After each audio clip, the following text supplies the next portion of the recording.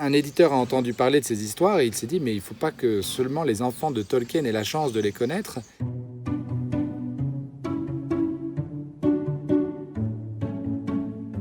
Chers amis, bonjour. Je viens vous présenter un petit livre qui s'intitule « Une étoile brille sur l'heure de notre rencontre, voyage au cœur du Seigneur des Anneaux ». C'est un livre qui a été écrit par 4 amis dont j'ai la chance de faire partie et qui se présente comme une introduction à la grande œuvre de Tolkien, Le Seigneur des Anneaux. Vous connaissez bien entendu cette œuvre, vous connaissez aussi bien entendu le nom de Tolkien.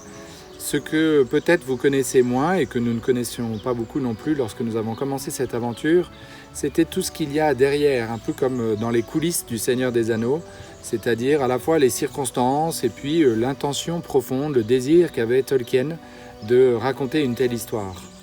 Au point de départ d'ailleurs, il ne s'agissait pas du Seigneur des Anneaux, il s'agissait d'une histoire qui s'intitulait Bilbon le Hobbit, et donc l'histoire d'un petit homme que Tolkien racontait à ses enfants le soir pour les endormir.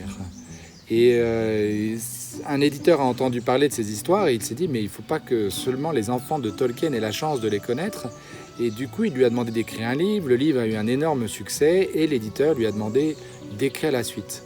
Tolkien n'avait pas prévu d'écrire une suite à son histoire. Il avait plutôt prévu d'écrire une grande mythologie, mythologie qui d'ailleurs était déjà présente dans l'histoire de Bilbon le Hobbit, mais un peu comme en arrière-fond. Et donc il avait prévu d'écrire une œuvre qu'il n'a jamais éditée parce que jamais aucun éditeur n'a voulu l'éditer. Elle était trop compliquée, peut-être pas terminée. C'est un livre que son fils a édité après sa mort qui s'intitule Le Silmarillion.